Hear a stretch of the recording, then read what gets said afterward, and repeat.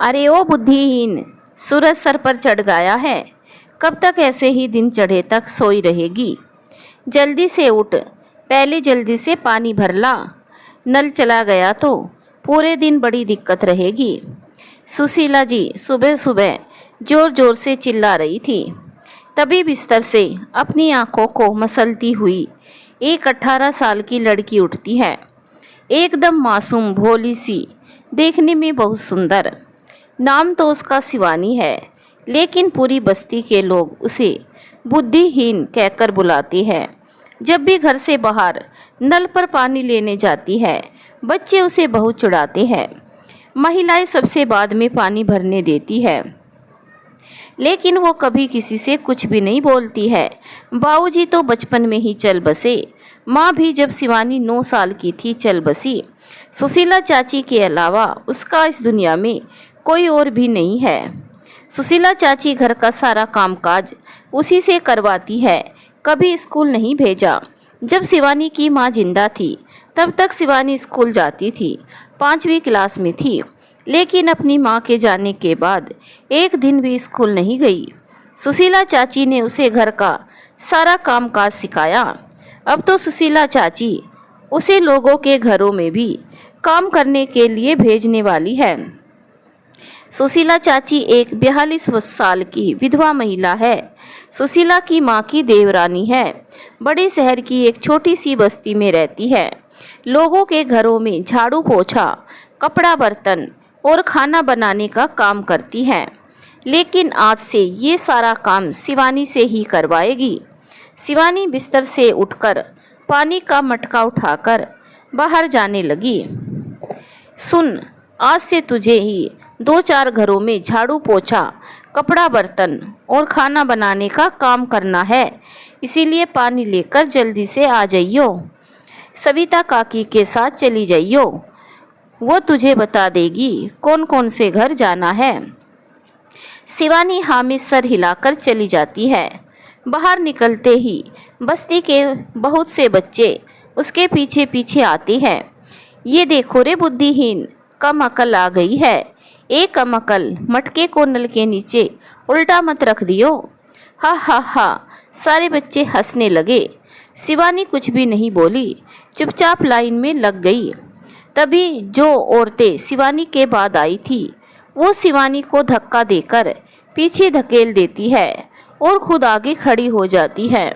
सबसे बाद में जब बारी आती है तो शिवानी पानी लेकर घर चली जाती है। आ गई रे हूँ, बोला था ना, थोड़ा जल्दी आइयो। शिवानी चुपचाप पानी का मटका एक तरफ रखकर नहाने चली जाती है। फिर लड्डू गोपाल जी के भोग के लिए रोटी बनाती है। ये सब शिवानी ने अपनी माँ को करते देखा था। शिवानी की माँ सुबह सबसे पहले नहाने धोने के बाद लड्डू गोपाल जी की सेवा पूजा करती थी। बाद में मंदिर जाती थी। शिवानी भी अपनी माँ के साथ मंदिर जाती थी। शिवानी की माँ मंदिर में मीठे स्वर में भजन कीर्तन गाती थी। शिवानी भी अपनी माँ के साथ गाती थी। शिवानी लड्डू गोपाल जी की सेवा पूजा करती है। इतने में सुशीला चाची के जोर से बोलने की आवाज़ आती है, अब जल्दी से चाय बना दे और 2 पराठे भी। फिर जल्दी से जा, सविता काकी आने वाली है। शिवानी चुपचाप रसोई में चली जाती है। जल्दी से सुशीला चाची के लिए चाय और पराठा बनाती है। जैसे ही सुशीला चाची को चाय पराठा देती है, अब जल्दी से जा, सविता काकी बाहर खड़ी खड़ी इंतजार कर रही हैं।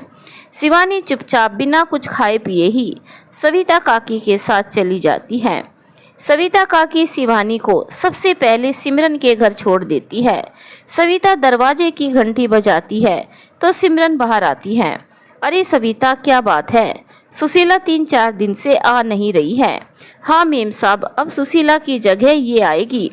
ये कौन है? सुशीला की रिश्तेदारी में ही है। सुशीला ने ही इसे मेरे साथ भेजा है। आप इसे काम बता दीजिएगा जो सुशीला करती थी। अच्छा, इसे सारे काम आते तो है ना? जी मेम साहब, आज करेगी तो आपको पता लग जाएगा। जाते जाते सविता धीरे से सिमरन के कान में फुसफुसाती हुई, मेम साहब जरा बुद्धिहीन है, थोड़ा नज़र रखिएगा। इतना कहकर सविता चली जाती है। शिवानी सिमरन के साथ घर के भीतर चली जाती है। सिमरन उसे बता देती है क्या क्या काम करना है। सिमरन को बार बार सविता की बुद्धिहीन वाली बात याद आती है। सिमरन सोचती है कहीं चोर वोर तो नहीं है, अगर हाथ उठाओ निकली तो क्या होगा। सिमरन सोफे पर बैठी हर पल शिवानी पर नजर बनाए हुए थी। जब शिवानी सिमरन के कमरे की साफ सफाई कर रही थी, तभी उसे नीचे बिछे हुए गलीचे में फंसा एक सोने का झुमका मिलता है। सिमरन बार बार बीच बीच में अपना मोबाइल देख रही थी। मेम साहब, आपके कमरे में से ये झुमका मिला है। सिमरन ने झट से शिवानी के हाथ से झुमका छीन लिया। अरे ये झुमका तुझे कहाँ मिला? पता है मैं 3 दिन से इस झुमके को ढूंढ रही थी और बहुत परेशान भी थी। ये झुमका मुझे बहुत अजीज है, मेरी सबसे कीमती झुमके हैं। मेरे पतिदेव ने पहली शादी की सालगिरह पर दिए थे मुझे। एक तो मेरे पास अलमारी में रखा है और दूसरा यह खो गया था। मैं 3-4 दिन से कितनी परेशान थी। जी मेम साहब, जब मैं सफाई करते हुए एक एक वस्तु को झाड़ पोंछ रही थी तो नीचे बिछे गलीचे से ये झुमका गिरा हुआ मिला। इतना कहकर शिवानी फिर से काम में लग गई थी। सिमरन के घर में शिवानी का काम साफ सफाई और बर्तन धोना था। शिवानी ने जल्दी जल्दी अपना काम निपटाया। उसे 2 घरों में और भी जाना था। जब शिवानी अपना काम करके जाने लगी तो सिमरन ने कहा, नाश्ता करके जाना। नहीं मेम साहब, बहुत देर हो जाएगी, चलती हूँ। अरे कोई देर वेर नहीं होगी, तू बैठ यहाँ पर, मैं नाश्ता लाती हूँ। सिमरन रसोई में से 2 पराठे और अचार लेकर आई। सिमरन ने सिर्फ एक ही पराठा लिया और एक तरफ बैठकर नाश्ता किया और अपनी प्लेट धोकर रख दी और चुपचाप चली गई।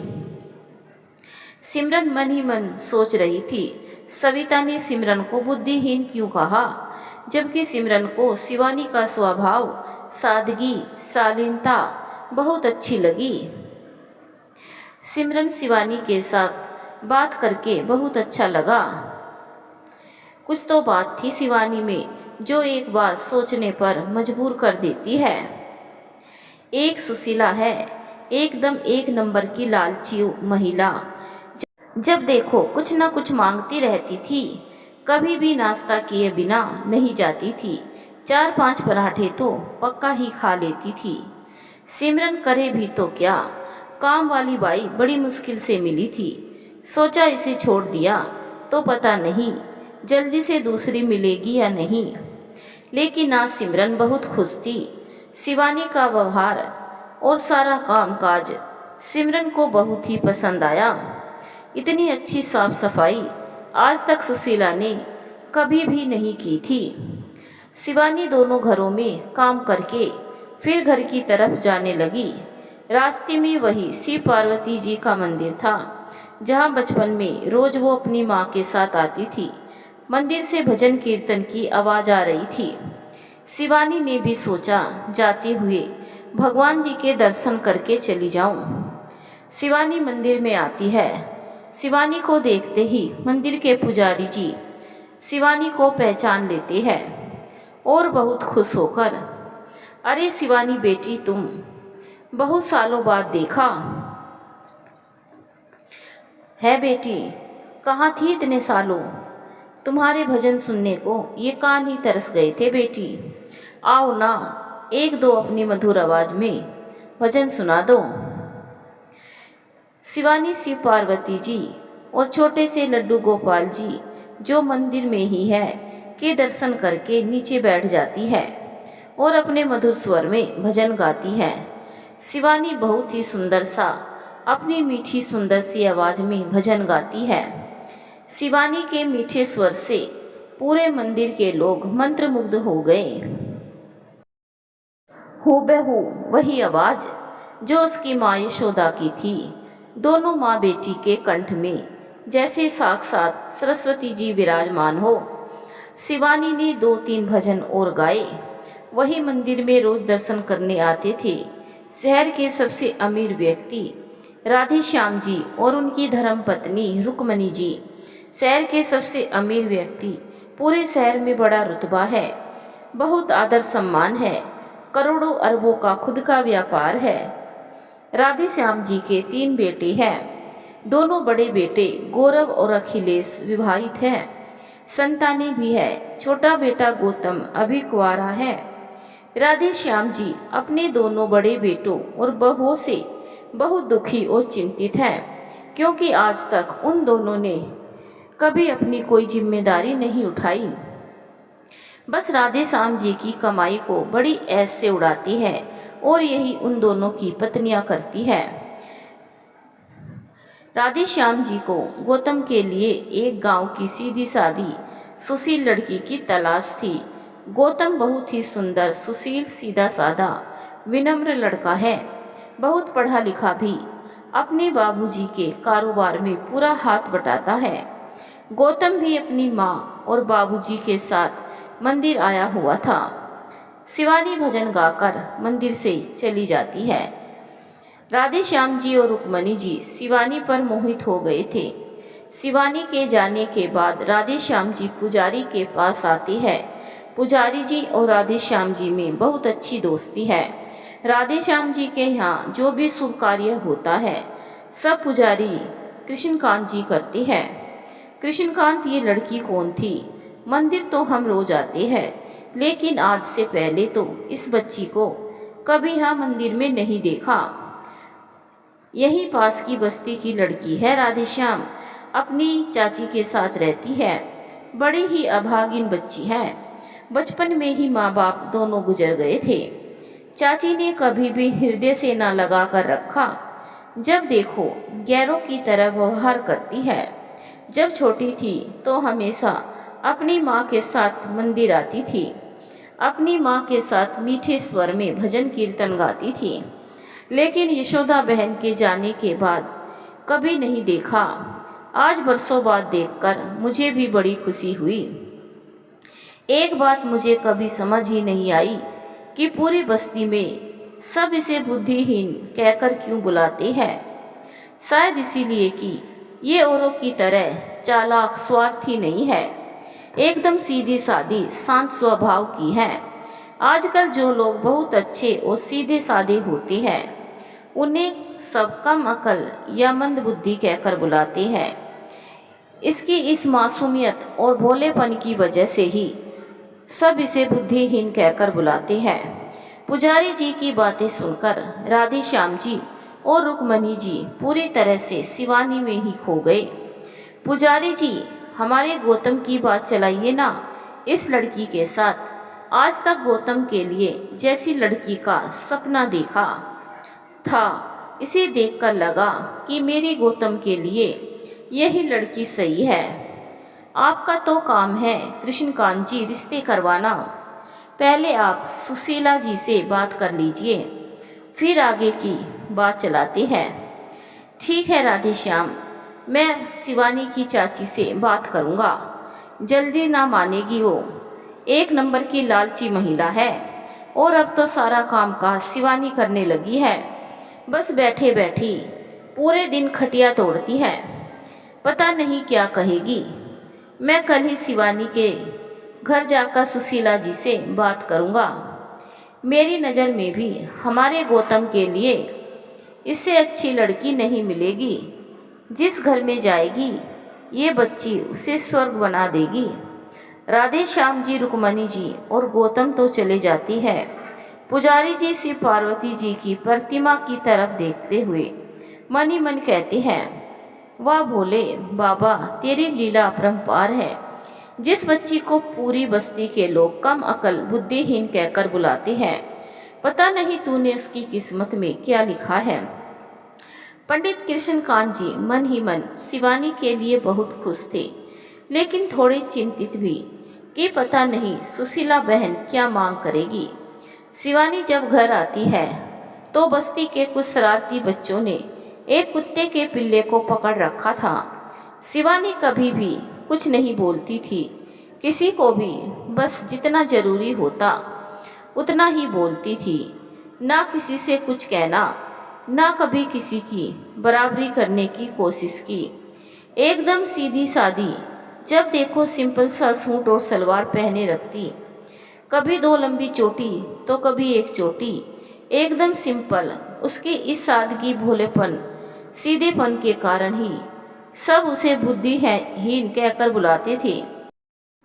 आज जब शिवानी ने देखा वो पिल्ले का बच्चा छूटने की कोशिश कर रहा था, धीरे धीरे करहा रहा था। बच्चे कभी उसके गले में रस्सी डालते तो कभी उसके कानों को खींचते, कभी कभी छोटे छोटे कंकड़ उठाकर मारते। अरे तुम सब इस पिल्ले के बच्चों को छोड़ दो, इसे बहुत तकलीफ हो रही है, इसे वैसे ही उछलने कूदने दौड़ने दो। शिवानी की बातें सुनकर सारे बच्चे हंसने लगे। अरे देखो, अब ये बुद्धिहीन हमें ज्ञान बांट रही है।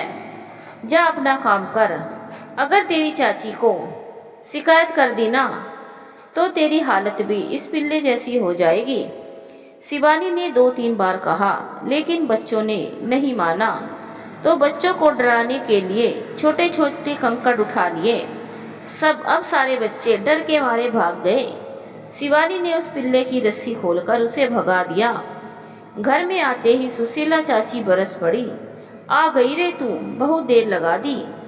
और कुछ खाना वाना लाई है या नहीं? मैं कभी खाली हाथ नहीं आती थी, कुछ ना कुछ जरूर लाती थी। शिवानी कुछ भी नहीं बोली, चुपचाप अंदर चली गई। तभी कुछ बस्ती की महिलाएं आ गई। अरे सुशीला, आज तेरी इस बुद्धिहीन छोरी ने हद पार कर दी। बच्चों के पीछे कंकड़ लेकर दौड़ी थी। अरे कहीं किसी बच्चे को लग जाता तो।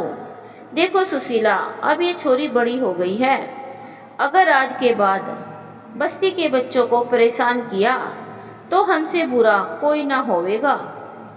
समझा दियो इस बुद्धिहीन छोरी को। महिलाएं बहुत देर तक भला बुरा सुनाकर चली गई। अरे इतने दिनों तक तो सब लोग सिर्फ बुद्धिहीन कहकर बुलाते थे, अब तो पागल भी बोलने लगेंगे। शिवानी कुछ भी नहीं बोली, चुपचाप अपना काम करने में लग जाती है। सुशीला चाची का तो ये रोज का काम था। दूसरे दिन सुबह सुबह शिवानी अपना काम निपटाकर 2-3 घरों में काम करने चली गई। कल की तरह ही सबसे पहले सिमरन के घर गई। आज सिमरन के दोनों बच्चों की छुट्टी थी तथा पति भी घर पर था। रविवार की छुट्टी थी। शिवानी सबसे पहले साफ सफाई का काम करने लगी। शिवानी ने देखा सिमरन का छोटा बेटा 4 या 5 साल का तुषार स्टूल पर चढ़कर अलमारी के ऊपर से बॉल उतारने की कोशिश कर रहा है, जो कि 9 साल की बेटी नायरा ने अलमारी पर फेंक दी थी। सिमरन और उसका पति दीपक बाहर बालकनी में खड़े चाय पी रहे थे। शिवानी ने देखा स्टूल गिरने वाली है। जैसे ही स्टूल गिरने लगी, शिवानी ने आकर तुषार को पकड़ लिया और उसके कोई चोट भी नहीं आई। इतने में दीपक और सिमरन भी दौड़कर आ जाते हैं। सिमरन शिवानी को धन्यवाद बोलती है। शिवानी तुषार को अपनी गोद में उठाकर, देखो तुषार, छोटे बच्चों को ऐसी हरकतें नहीं करनी चाहिए। अभी आप बहुत छोटे हो, मुझे बोल देते, मैं आपकी बोल उतारने में आपकी मदद कर देती। सॉरी दीदी, अब ऐसे नहीं करूँगा।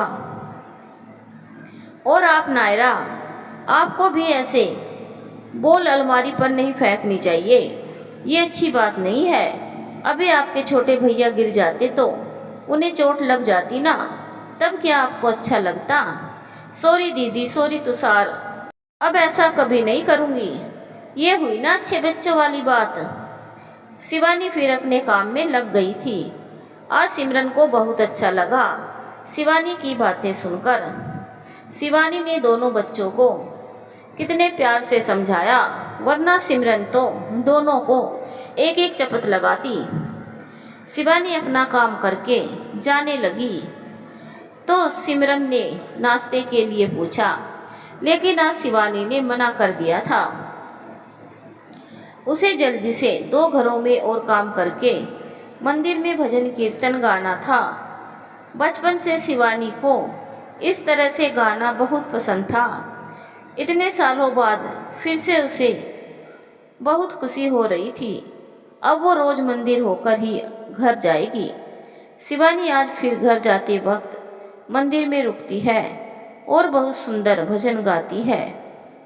शिवानी के मीठे स्वर में भजन सुनकर सब लोग बहुत खुश होते हैं। आज भी राधे श्याम जी और रुक्मणी जी और गौतम के साथ मंदिर आए थे।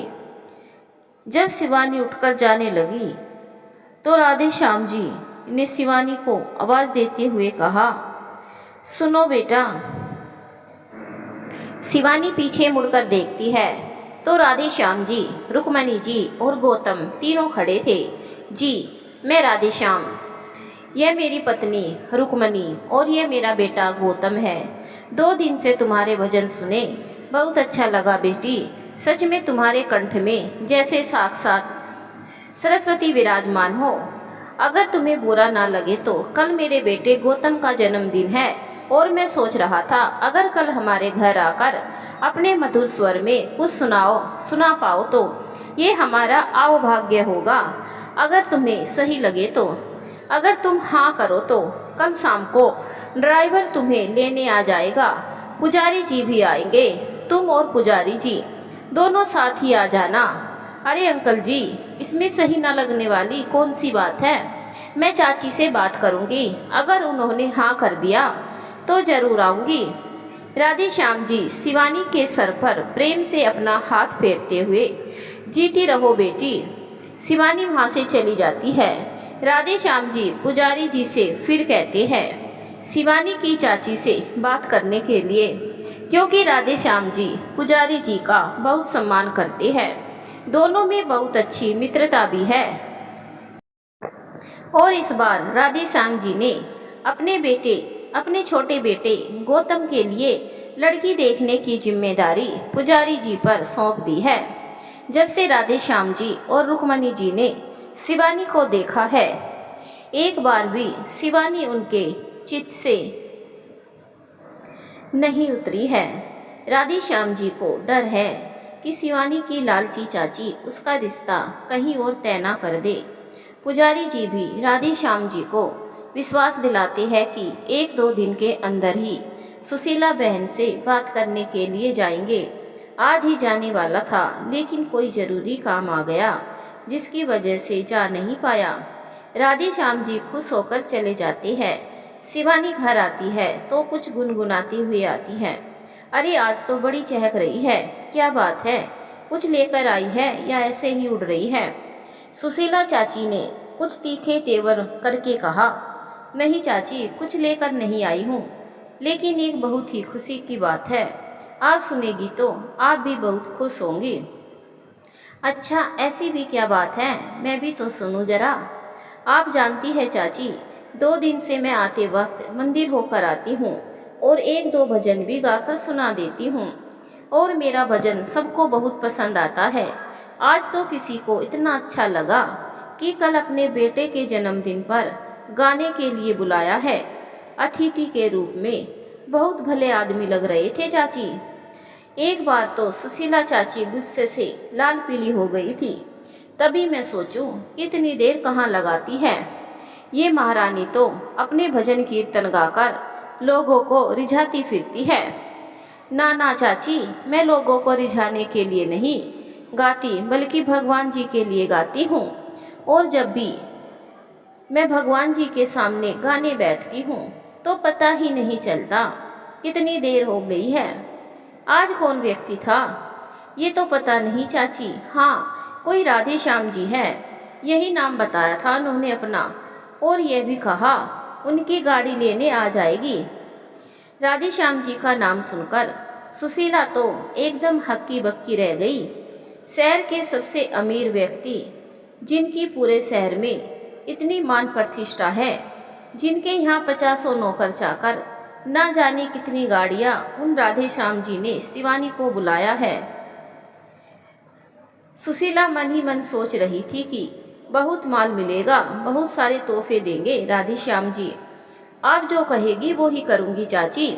अगर आपको मेरा वहाँ जाना पसंद नहीं तो मैं पुजारी जी को बोल दूँगी, वो उनको बता देंगे। अरे नहीं नहीं, मना क्यों करेगी भला, इतने प्यार से बुलाया है तो जाना ही चाहिए। अरे राधे श्याम जी इस शहर के सबसे अमीर व्यक्ति हैं, बहुत नाम है उनका, और इतने बड़े आदमी ने तुझे बुलाया है, हमारी तो पूरी बस्ती में नाक ऊंची हो जाएगी। शिवानी समझ गई थी सुशीला चाची ने हाँ क्यों कर दी है। शिवानी अपने काम में लग जाती है और शाम को भी जल्दी जल्दी से अपना काम निपटाती है। खाना बनाकर सुशीला चाची और खुद खाती है। देखियो शिवानी, राधे श्याम जी बहुत बड़े आदमी है, इस शहर के सबसे अमीर व्यक्ति है। उनके बेटे के जन्मदिन पर कोई छोटा मोटा प्रोग्राम नहीं होने वाला, इसीलिए जो भी गाओ बहुत अच्छा गाना। अगर राधे श्याम जी खुश हो गए तो हमारी किस्मत ही बदल जाएगी। अरे कोई छोटा मोटा इनाम नहीं देंगे वो, अरे बड़े लोगों के तोहफे भी बड़े बड़े होते हैं। लेकिन चाची कल मैं पहनूंगी क्या, मेरे पास तो सिर्फ ये 2 जोड़ी कपड़े हैं, एक लहंगा कुर्ती और एक सलवार कुर्ती, ये भी बहुत पुराने हो गए हैं, धागे निकल चुके हैं। वहाँ तो सब लोग बहुत महंगे महंगे और भारी कपड़े पहन कर आएंगे, कुछ पैसे दो ना चाची। कल सुबह काम करके आते वक्त एक जोड़ी कपड़े ले आऊंगी। अरे पगला गई है क्या, मेरे पास भला पैसे कहाँ से आएंगे, जो महीने के दिन लेकर आती हूँ वो तो कब का ख़त्म हो जाता है। लेकिन चाची अभी कुछ दिन पहले ही तो आपको पैसे मिले थे, आपने अपने लिए 2 सूती साड़ी भी तो खरीदी थी। हाँ तो क्या करती, इधर उधर आने जाने के लिए एक भी नई साड़ी नहीं थी, और जो भी सब देती है ना पुरानी पहनी हुई साड़ी देती है। अगर आप पैसे नहीं देगी तो मैं कल नहीं जाऊंगी राधे श्याम जी के बेटे के जन्मदिन पर। सुन, कल सुबह जब सिमरन मेम साहब के घर जाओ ना तो उनको बोल देना बड़ी दयालु है, वो तुम्हें कोई ना कोई कपड़े जरूर दे देगी। नहीं चाची, मुझे मांगना बिल्कुल भी अच्छा नहीं लगता। माँ हमेशा कहती थी जब तक हमारे पास हाथ पैर है, सामर्थ्य है, हो सके तो कभी भी मांगना नहीं चाहिए। हमेशा हमें मेहनत करनी चाहिए, कुछ काम करना चाहिए। अगर मांगना ही है तो सिर्फ और सिर्फ उस ईश्वर से इतना मांगना चाहिए कि हे ईश्वर, मुझे कभी किसी के आगे हाथ ना फैलाना पड़े। काम चाहे कुछ भी करो, कोई भी काम छोटा बड़ा नहीं होता। मेहनत की कमाई ही हमारी सच्ची कमाई होती है और हमेशा बरकत और सुकून शांति देती है।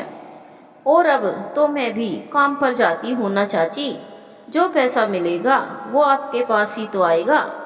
अच्छा, 2-4 दिन नहीं बीते काम पर जाते और धौंस दिखाने लगी। नहीं चाची, मैं तो बस कह रही थी, आपको नहीं देना पैसे तो मत दीजिए। इतना कहकर शिवानी लड्डू गोपाल जी की मूर्ति को लेकर कमरे में चली जाती है। शिवानी की अपनी माँ की तरह आदत थी हर रोज लड्डू गोपाल जी से बात करने की। अपनी हर छोटी बड़ी बातें वो लड्डू गोपाल जी से कहती थी। देख न माधव, चाची ने तो पैसे देने से साफ साफ मना कर दिया है। अब मैं गौतम बाबू के जन्मदिन पर क्या पहन कर जाऊंगी? वहाँ सब बहुत बड़े बड़े लोग आएंगे, बहुत बड़ा संगीत संध्या का आयोजन किया गया है। अगर मैं इन कपड़ों में गई तो कोई मुझे अंदर घुसने भी नहीं देगा, दरवाजे से ही धक्के मार मार निकाल देगा। ऐसा ही होता है बड़े लोगों के समारोह में, मैंने बहुत बार सुना है। अगर मुझे कपड़े नहीं मिले तो मैं नहीं जाऊंगी। शिवानी इस तरह से बहुत देर बातें करते करते सो गई थी। सुबह जल्दी उठकर नल से पानी लेने गई तो आज शिवानी की बारी जल्दी आ गई थी। सब महिलाएं शिवानी को बड़ी अजीब सी नज़रों से देख रही थी। अरे ललिता, पता है तुझे, हमार बस्ती की ये कमाकल बुद्धिहीन छोकरिया राधे श्याम बाबू के यहाँ संगीत समारोह में जाएगी। अरे इतना ही नहीं, कुछ गाएगी, गुनगुनाएगी। सुना है अपनी माँ के जैसे, बहुत सुरीली आवाज़ है इसकी। अरे तनिक हमें भी कुछ सुना दे, हमने तो ना सुनी कभी तेरी सुरीली आवाज़।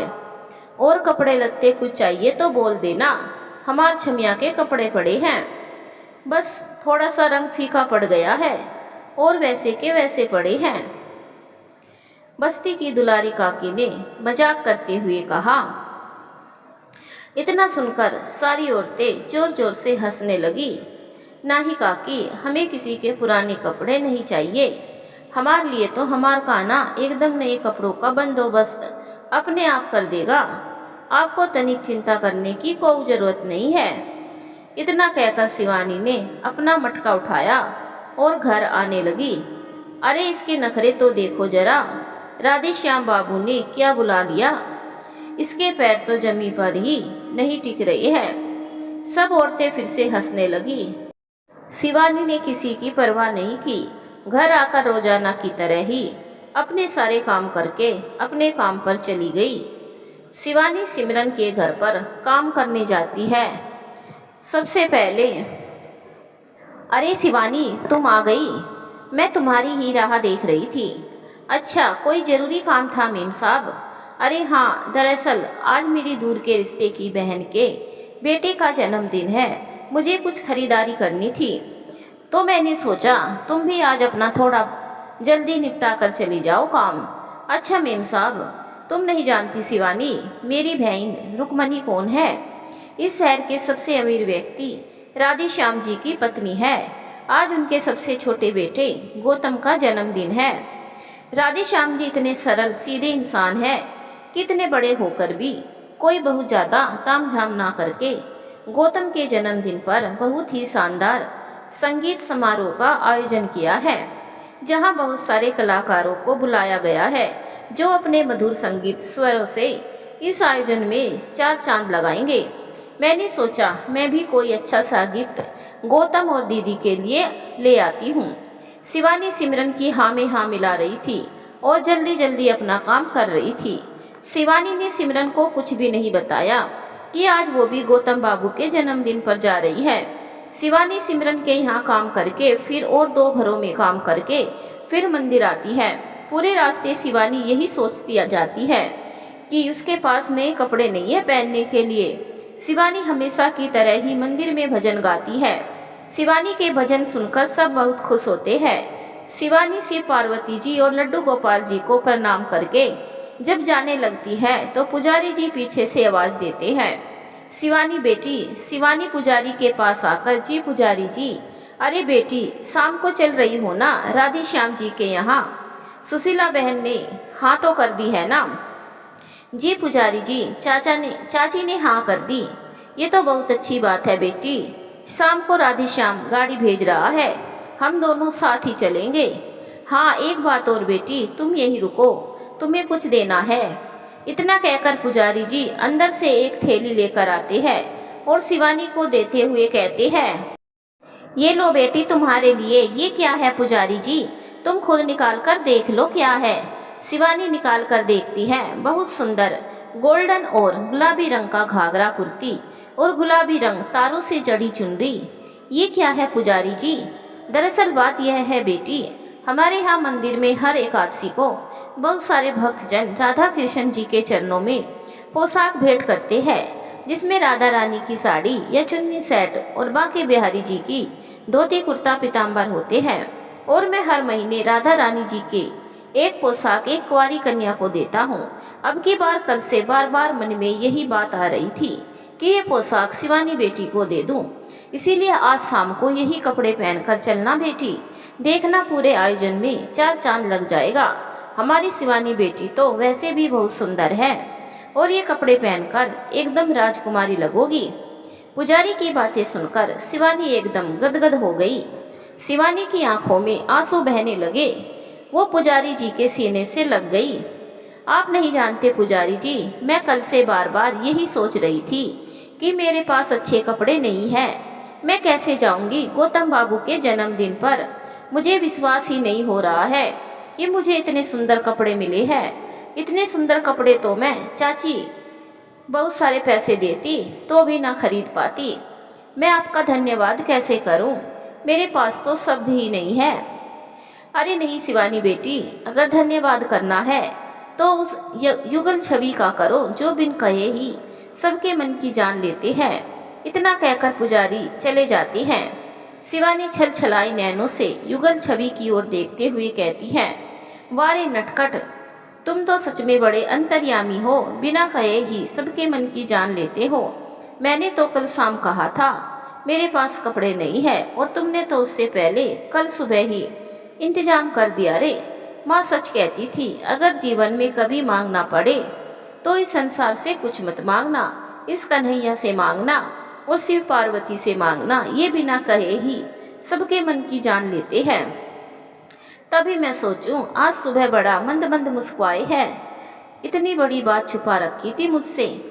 जैसे वस्त्रों का इंतजाम किया है रे कहना, वैसे ही शाम को लाज रख लेना। कहीं इतने सारे लोगों के बीच में हमारी आवाज ना डगमगा जाए, कहीं हमारे स्वर ना कांप जाए। अब हमारी लाज तुम्हारे हाथ में है, युगल सरकार दोनों मिलकर हमारी लाज रख लियो। इतना कहकर शिवानी भगवान जी के चरणों में प्रणाम करके बड़ी खुशी से उछलती हुई और गुनगुनाती हुई आती है। शिवानी गुनगुनाते हुए घर आती है, तब तक सुशीला चाची का दिल भी थोड़ा पिघल जाता है। जब शिवानी घर आती है तो सुशीला चाची कहती हैं, आ गई रे तू। तेरे जाने के बाद मैंने बहुत सोचा, अगर इतने बड़े लोगों के घर ऐसे कपड़ों में जाएगी तो अच्छा नहीं लगेगा। सब लोग कहेंगे चाची कपड़े भी नहीं देती हैं, इसीलिए ये ले कुछ पैसे और जल्दी से अपने लिए अच्छी सी ड्रेस ले आ। नहीं चाची, अब इसकी कोई ज़रूरत नहीं है, मेरे कपड़ों की चिंता मत करो। मेरे लिए कपड़ों का बंदोबस्त तो मेरे उस कान्हा ने पहले ही कर दिया था। ये देखिए चाची। शिवानी थैली में से पुजारी जी के दिए वस्त्र सुशीला चाची को दिखाती है। सुशीला चाची की आंखें फटी की फटी रह जाती हैं। इतने सुंदर कपड़े तो वो कभी ना दिला पाती। अरे शिवानी, ये तो बहुत सुंदर है, सच में तेरे कान्हा तो बड़ा अंतर्यामी है रे, पहले से ही इंतजाम कर दिया। हाँ चाची, यो तो है। इन पैसों से आप अपने लिए एक साड़ी, अच्छी सी साड़ी ले आइए चाची, क्योंकि आप भी मेरे साथ चलोगी। अरे नहीं नहीं, मैं जाकर क्या करूँगी, मुझे कहीं नहीं जाना। शिवानी की बात सुनकर भीतर से तो सुशीला चाची बहुत खुश हो रही थी। इतने बड़े लोगों के प्रोग्राम में जाएगी, लेकिन फिर भी दिखावा कर रही थी। नहीं रे शिवानी, मैं भला क्या करूँगी, मैं तो यही ठीक हूँ। तू चली जाना और अपनी चाची का मान रख देना। मान तो वो कान्हा जी रखने वाला है चाची, उसी ने वस्त्रों का इंतजाम किया है, वो ही आगे संभालेगा। हमें तो एकदम निश्चिंत होकर जाना है बस। आप जल्दी से अपने लिए अच्छी सी साड़ी ले आइए, तब तक मैं सारा कामकाज निपटा लेती हूँ। शिवानी अपने काम में लग जाती है। सुशीला चाची बहुत खुश होकर अपने लिए साड़ी लेने चली जाती है। शाम को 5 बजे के करीब सुशीला चाची और शिवानी दोनों तैयार हो जाती है। शिवानी ने पुजारी जी के दिए वस्त्र पहने, साथ में कुछ श्रृंगार का सामान था, वो भी। माथे पर छोटी सी बिंदी लगाई, हाथों में थोड़ी थोड़ी चूड़ियाँ, कमर तक लंबी चोटी में फूलों का गजरा लगाया, जो कि राधा रानी के वस्त्रों के साथ था। सुशीला चाची ने भी नई साड़ी पहनी और तैयार होकर बहुत खुश थी। अरे वाह शिवानी, तुम तो बहुत सुंदर लग रही हो, किसी राजकुमारी से कम नहीं लग रही हो।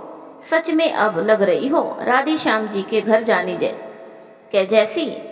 आप भी बहुत सुंदर लग रही हो चाची, एकदम बड़ी अमीर सेठानी के जैसी। इतना कहकर शिवानी और सुशीला चाची हंसने लगी। थोड़ी देर में एक चमचमाती हुई गाड़ी शिवानी के घर के आगे आकर रुकी। पूरी बस्ती के लोग आंखें फाड़ फाड़ कर देख रहे थे। थोड़ी देर में सुशीला चाची और शिवानी गाड़ी में आकर बैठ जाती है। बस्ती की सारी औरतें हक्की बक्की रह गई थी। पुजारी जी भी उस गाड़ी में जाते हैं। थोड़ी देर बाद में सब राधे श्याम जी के यहाँ पहुँच जाते हैं। इतना सुंदर टेंट लगाया गया, बहुत बड़ा मंच सजाया गया। लोगों के बैठने की व्यवस्था बहुत सुंदर थी। बहुत अलग अलग प्रकार की कला में माहिर कलाकारों को बुलाया गया था। जब शिवानी और सुशीला चाची अंदर आती है तो एक एक देखते ही रह जाती है। इतना शानदार मंच, इतनी सुंदर व्यवस्था। राधे श्याम जी और रुक्मणी जी पुजारी जी को देखते ही उनके स्वागत करने के लिए आते हैं। रुक्मणी जी सुशीला चाची को फूलों का हार पहनाती है, फिर उनके गले मिलती है, फिर शिवानी और सुशीला को अंदर ले जाकर अपने बराबर बिठाती है। सुशीला तो एकदम हक्की बक्की रह गई थी। इतने बड़े लोगों के यहाँ पहली बार इस तरह से आना हुआ था और इतना आदर सत्कार पहली बार मिला था, वरना बस्ती में सब सुशीला बाई कहते थे। लोगों के घरों में भी सुशीला बाई और लालची भी कहा जाता था। सुशीला चाची खुशी से फूली नहीं समा रही थी। बहुत सारे अलग अलग शरबत खाने की चीज़ें, बहुत अच्छी खातिरदारी की गई। सुशीला चाची एकदम गदगद हो गई थी। यह सब शिवानी की वजह से हुआ था, जिस लड़की को हमेशा बुद्धिहीन, मनहूस छोरी और भी न जाने क्या क्या कहकर बुलाती थी सुशीला चाची। उनकी वजह से ही बस्ती के सारे लोग उसे बुद्धिहीन कहकर बुलाते थे। कभी उसे प्रेम नहीं किया, कभी उसे कलेजे से नहीं लगाया। उसी शिवानी की वजह से आज लोगों के घरों में झाड़ू पोछा करने वाली सुशीला को इतना सम्मान मिला था। थोड़ी देर बाद में प्रोग्राम शुरू होता है। सब अपनी अपनी जगह पर कुर्सियों पर बैठ जाते हैं। सामने बहुत बड़ा मंच है। सब कलाकार अपनी अपनी कला का बहुत सुंदर प्रदर्शन करते हैं। थोड़ी देर बाद में शिवानी का नाम पुकारा जाता है। शिवानी बहुत सहमी सहमी शर्माते हुए मंच पर जाती है। मन ही मन अपने कान्हा को याद करते हुए जाती है। हमें तो बहुत डर लग रहा है रे कान्हा, आज से पहले कभी इतना बड़ा मंच कभी सपने में भी नहीं देखा। हमारी लाज रख लियो कान्हा। शिवानी मंच पर बैठकर गाती है, अपने दोनों आँखों को बंद करके मन ही मन लड्डू गोपाल और शिव पार्वती जी का ध्यान करती है और भजन गाती है। शिवानी के मीठे स्वर में भजन सुनकर चारों ओर तालियों की गड़गड़ाहट से सारा माहौल गूंजने लगा। सब लोग मंत्रमुग्ध हो गए। सब वाह वाह करने लगे। सब लोग राधे श्याम जी से शिवानी के बारे में पूछ रहे थे कि ये लड़की कौन है, आज से पहले कभी नहीं देखा ना सुना। पुजारी जी भी बहुत खुश होकर सबको शिवानी के बारे में बता रहे थे कि वो उनके मंदिर की पुरानी भक्तिन की बेटी है, बचपन से ही ऐसा गाती हैं। सुशीला चाची को आज पहली बार पता चला कि शिवानी की आवाज़ कितनी मधुर है। ईश्वर का दिया हुआ कितना बड़ा वरदान है उसके पास। वही सिमरन, उसका पति और बच्चे आए थे। सब शिवानी को देखकर बहुत हैरान थे। थोड़ी देर बाद में भोजन का कार्यक्रम शुरू हुआ। रुक्मणी जी और सुशीला और शिवानी को अपने साथ ले गई। उनके साथ बैठकर भोजन किया। आज सुशीला चाची फूली नहीं समा रही थी। जो मान सम्मान आदर मिल रहा था, कभी सपने में भी उसकी उम्मीद नहीं की थी। सारे मेहमान शिवानी की बहुत तारीफ कर रहे थे। जब सब लोग चले गए तो सुशीला ने राधे श्याम जी से जाने की इजाज़त मांगी। अब हमें भी इजाज़त दीजिए राधे श्याम जी, बहुत देर हो गई है। हाँ सुशीला बहन जी, ड्राइवर आपको शिवानी और कृष्णकांत तीनों को छोड़ आएगा। उससे पहले मुझे आपसे कुछ बात करनी है, अगर आप इजाज़त दे तो। ये आप कैसी बात कर रहे हैं राधे श्याम जी, भला मैं आपको क्या इजाज़त दूंगी? बोलिए क्या बात है? आज मैं आपसे कुछ मांगना चाहता हूँ सुशीला बहन जी। राधे श्याम जी की बातें सुनकर सुशीला जी एकदम स्तब्ध रह गई थी। कुछ समझ में नहीं आ रहा था कि यह सब क्या हो रहा है। ये आप क्या बोल रहे हैं राधे श्याम जी? आप ठहरे इस शहर के सबसे बड़े आदमी और हम बस्ती के गरीब लोग, भला हमारे पास आपको देने के लिए क्या होगा? आपके पास तो वो कीमती अनमोल रत्न है बहन जी, जो कहीं नहीं। राधे श्याम जी की बातें सुशीला जी की समझ से एकदम बाहर थी। मैं कुछ समझी नहीं भाई साहब। दरअसल सुशीला बहन जी, मैं आपसे अपने गौतम के लिए आपकी शिवानी का हाथ मांगना चाहता हूँ। क्या आप मेरे गौतम को अपनी शिवानी के लिए स्वीकार करेगी? मैं शिवानी को अपने घर की छोटी बहू बनाना चाहता हूँ। राधे श्याम जी की बातें सुनकर सुशीला जी और शिवानी दोनों को बहुत आश्चर्य हुआ। दोनों ही हक्की बक्की रह गई। दोनों के मुंह से शब्द ही नहीं निकल रहे थे। सुशीला चाची खुद को संभालते हुए, ये आप क्या कह रहे हैं राधे श्याम जी? मुझे तो यकीन ही नहीं हो रहा है। ऐसा लगता है जैसे कोई सपना देख रही हूँ। मुझे कोई ऐतराज नहीं है। राधे श्याम जी, ये तो हमारा बहुत बड़ा सौभाग्य है। मेरी शिवानी की तो किस्मत ही बदल जाएगी। बचपन से ही सब अभागिन कहते आए हैं, लेकिन ऐसा किसने सोचा था कि ये बुद्धिहीन अभागिन तो सबसे बड़ी भागों वाली निकलेगी। ना जाने हमने कौन से ऐसे पुण्य किए थे राधे श्याम जी, जो आज इतनी बड़ी बात सुन पा रहे हैं। नहीं सुशीला बहन जी, पुण्य तो हमने किए हैं जो शिवानी हमारे घर की बहू बनेगी। राधे श्याम जी की सादगी, शालीनता, इतना विनम्रता भरा व्यवहार देखकर सुशीला जी और शिवानी दोनों गदगद हो गई थी। ठीक है सुशीला बहन जी, अगले महीने ही कोई अच्छा सा मुहूर्त निकाल कर विवाह पक्का कर देते हैं। इतनी जल्दी, इतने दिनों में तो सब इंतजाम कैसे होगा राधे श्याम जी? आपको कोई भी तैयारी या इंतजाम नहीं करनी है बहन जी, सारी तैयारी और इंतजाम हम करेंगे। आप बस खुशियां मनाएं। गौतम और शिवानी चुपके चुपके एक दूसरे की तरफ नजर उठाकर देखते हैं। शिवानी शर्मा कर नजरें नीचे कर लेती है। उसके बाद में राधे श्याम जी और शिवानी से इस बारे में बात करते हैं। शिवानी बेटी, वैसे तो मुझे सबसे पहले तुमसे पूछना चाहिए था, क्योंकि ये तुम्हारी पूरी जिंदगी का सवाल है बेटी। क्या तुम हमारे घर की बहू बनोगी बेटी? मेरे छोटे बेटे गौतम को अपने जीवन साथी के रूप में स्वीकार करोगी? अगर तुम ना करोगी तो भी कोई बात नहीं बेटा, मैं ये सोच लूँगा मेरा गौतम तुम्हारे लायक नहीं है। ये आप क्या कह रहे हैं अंकल जी? अगर चाची ने हाँ कर दी है तो फिर मुझे क्या ऐतराज हो सकता है? इतना कहकर शिवानी शर्मा कर नजरें नीची कर लेती है।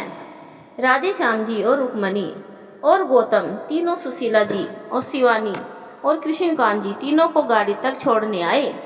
राधे श्याम जी ने हाथ जोड़कर सुशीला जी, कृष्णकांत जी को विदा किया। रुक्मणी जी सुशीला जी से और शिवानी से गले मिली। ये सब देखकर आज शिवानी के नैन छलछलाए। उसे अपने माँ बाबा की बहुत याद आ रही थी। आज उसके माँ बाबा जीवित होते तो उनका सीना गर्व से फूल जाता। उनकी खुशी का ठिकाना नहीं रहता और दुनिया का कोई भी पिता चाहे ऐसे रिश्तेदार पाकर सबका सीना खुशी और गर्व से फूल जाता। जहाँ बेटियों के घर वालों से बेटी का हाथ इस तरह से मिन्नत करके, इस तरह से झुककर नतमस्तक होकर सादगी शालीनता से मांगा जाता है, वही संस्कृति, संस्कार, विनम्रता, नम्रता, दया, करुणा, महानता जिंदा है। वही साक्षात लक्ष्मी विराजमान रहती है। जब सब गाड़ी में बैठ रहे थे तब शिवानी और गौतम भी बार बार सबसे छुपा के अपनी नजरें एक दूसरे से मिला रहे थे। आते वक्त जब पुजारी जी मंदिर के आगे उतरते हैं तो सुशीला जी और शिवानी भी मंदिर के आगे उतरती हैं। मंदिर में शिव जी पार्वती जी के दर्शन करती है। तभी पुजारी जी शिवानी से कहते हैं, अरे शिवानी बेटी, एक मधुर भजन हो जाए। शिवानी अपनी मधुर आवाज में एक भजन गाती है। थोड़ी देर में मंदिर रुकने के बाद सुशीला और शिवानी को ड्राइवर घर तक छोड़ आता है। राधे श्याम जी के यहाँ से शिवानी और सुशीला को बहुत सारे तोहफे मिलते हैं। सुशीला जी खुशी से फूली नहीं समा रही थी, सारे गिफ्ट खोल खोल कर देख रही थी। अरे शिवानी देखना, ये कितनी सुंदर साड़ी है, मुझे तो लगता है हजारों की होगी। और ये देख, ये डायमंड का सेट, ये भी बहुत कीमती है। वारी शिवानी, तूने तो हमारी किस्मत ही बदल दी। कहाँ हम इस बस्ती के छोटे से 2 कमरों में रहने वाले लोग, और कहाँ इस शहर के सबसे अमीर व्यक्ति राधे श्याम जी। तू तो बड़ी भागों वाली निकली रे शिवानी। मुझे माफ़ कर देना बेटी, मैंने तुम्हारे बचपन से लेकर आज तक कभी तुझे प्यार दुलार नहीं किया। जब देखो बस तुझे डांटना, डपटना, दुत्कारना, जब देखो तुझे मनहूस, बुद्धिहीन कहकर बस कोसती रहती। आज तेरी वजह से ये सब मैंने तो कभी सपने में भी नहीं सोचा था। मुझे माफ़ कर देना शिवानी बेटी। तेरी माँ के जाने के बाद मैंने तुम्हारे पढ़ने लिखने का अधिकार भी तुझसे छीन लिया। एक दिन भी तुझे स्कूल नहीं भेजा। सुशीला चाची कहते कहते थोड़ी भावुक हो गई थी। अरे चाची, आप अपना मन भारी मत कीजिए, मुझे आपसे कोई शिकायत नहीं है। आज मैं जो भी हूँ ना, वो सिर्फ और सिर्फ आपकी वजह से हूँ चाची। अगर आप मुझे काम करने भी नहीं भेजती और मैं मंदिर में ना गाती तो कभी किसी को मेरे बारे में कुछ पता नहीं चलता। माँ के जाने के बाद अगर आप मुझे सहारा नहीं देती तो आज मैं शायद कहीं भीख मांग रही होती या फिर कहीं गरीबी और भूखमरी से मर गई होती। आपने चाहे मुझे कुछ भी कहा हो, वैसे भी रखा हो, जैसे भी रखा हो, लेकिन आपकी वजह से मुझे रहने के लिए छत और 2 वक्त की रोटी मिली। और सबसे बड़ी बात है, आपकी वजह से मैंने अपनी माँ के कान्हा जी की सेवा पूजा का नियम चालू रखा। इसीलिए चाची, ये सब कान्हा जी की कृपा से हुआ है। उन्होंने ही माँ के जाने के बाद आपके रूप से में मुझे सहारा दिया। हर चीज़ के 2 पहलू होते हैं चाची। अगर हम किसी में केवल बुराई खोजने की कोशिश करते हैं तो हमें बहुत सारी बुराइयां देखने को दिखाई देने लगती है, और अच्छाई खोजने की कोशिश करते हैं तो उसी व्यक्ति में हमें अच्छाइयाँ भी मिल जाती हैं। मैंने ये कभी नहीं सोचा चाची कि आपने मेरे साथ किया, बल्कि मैंने ये सोचा कि आपकी वजह से मैं हमेशा कान्हा जी से जुड़ी रही। आपकी वजह से मुझे कभी भीख नहीं मांगनी पड़ी, और आज आपकी वजह से ही मुझे इतना मान सम्मान आदर सत्कार मिला है। ये सब कान्हा जी की बहुत बड़ी कृपा है मेरे ऊपर कि उन्होंने हमेशा मुझे आपकी छत्र छाया में रखा। इसीलिए ये सारा सामान आपका है। ये साड़ियाँ, महंगे सेट, जो भी कुछ है वो सब आप रख लीजिए चाची। मुझे कुछ भी नहीं चाहिए। मुझे तो बस इतना चाहिए कि मेरे कान्हा का साथ कभी ना छूटे। अब मैं सोने जा रही हूँ, आप भी सो जाइए। शिवानी की बातें सुनकर सुशीला चाची ने शिवानी को अपने सीने से लगा लिया। अरे पगली, सच में तू महान है। तेरे कान्हा ने तो तेरे अंदर प्रेम, करुणा, दया कूट कूट कर भरी है। जिस चाची ने आज तक कभी तुझे प्रेम से हृदय से न लगाया, उसके लिए भी इतनी इज्जत, प्रेम, सम्मान। फिर राधे श्याम जी और रुक्मणी जी के लिए कितना सम्मान होगा, जो हमेशा तुझे अपनी पलकों पर बैठा कर रखेंगे। राधे श्याम जी और रुक्मणी जी बहुत अच्छे लोग हैं, तभी तो उनकी बहू के रूप में तेरे कान्हा जी ने तुझे चुना है। अच्छा, अब तुम सो जाओ बेटी, मैं ये सारा सामान रख देती हूँ। आज पहली बार शिवानी ने सुशीला चाची के मुंह से बेटी सुना था। शिवानी खुशी से सुशीला चाची से लिपट गई और फिर सोने चली गई। दूसरे दिन सुबह सुबह शिवानी जब पानी लेने जाती है तो सारी महिलाएं शिवानी को सबसे पहली लाइन में आगे जगह देती है, लेकिन शिवानी हमेशा की तरह अपनी जगह खड़ी हो जाती है। अरे शिवानी बेटी, तुम वहाँ पीछे क्यों खड़ी हो? यहाँ आओ ना सबसे आगे। नहीं ललिता काकी, मैं हमेशा यही लगती हूँ और आज भी मेरी जगह यही रहेगी। और आप मुझे शिवानी बेटी क्या कह रही है? आप हमेशा की तरह ही मुझे बुद्धिहीन, मनोहुस, अभागिन कहकर बुलाइए ना, बहुत अपनापन लगता है। शिवानी बेटी, हम सब बहुत शर्मिंदा है। हमने आज तक तुझे क्या क्या कहकर तुम्हारा मजाक नहीं उड़ाया, लेकिन तुमने कभी भी किसी को भी पलटकर जवाब नहीं दिया। तुम तो बहुत प्रतिभावान हो शिवानी, तुम्हारे भीतर तो एक बहुत बड़ा कलाकार है। सबके भीतर कुछ ना कुछ प्रतिभा छुपी होती है काकी, लेकिन उसे जानने, पहचानने, बाहर लाने की जरूरत है। कभी वो प्रतिभा हम खुद बाहर लाते हैं, कभी किसी की मदद से, प्रेरणा से बाहर लाते हैं। तुम तो बहुत समझदार हो शिवानी, कितनी अच्छी बातें करती हो, और हमने कभी तुम्हारी कद्र नहीं की। नहीं काकी, मैं तो हमेशा ऐसी ही थी। आप सबकी बुद्धिहीन, बस कान्हा कभी कभी मुझे समझदार बना देता है। पता नहीं क्या क्या करवा देता है वो नटखट कन्हैया। शिवानी की बात सुनकर सबको बहुत अच्छा लगता है। शिवानी बेटी, आज हमें भी कुछ सुना दे अपनी मधुर आवाज में। शिवानी अपना पानी का मटका एक तरफ रखकर नाचने लगती है। सारी महिलाएं भी शिवानी के साथ झूमने लगती है। आगे की कहानी सुनने के लिए चैनल को सब्सक्राइब, वीडियो को लाइक जरूर करें। धन्यवाद दोस्तों।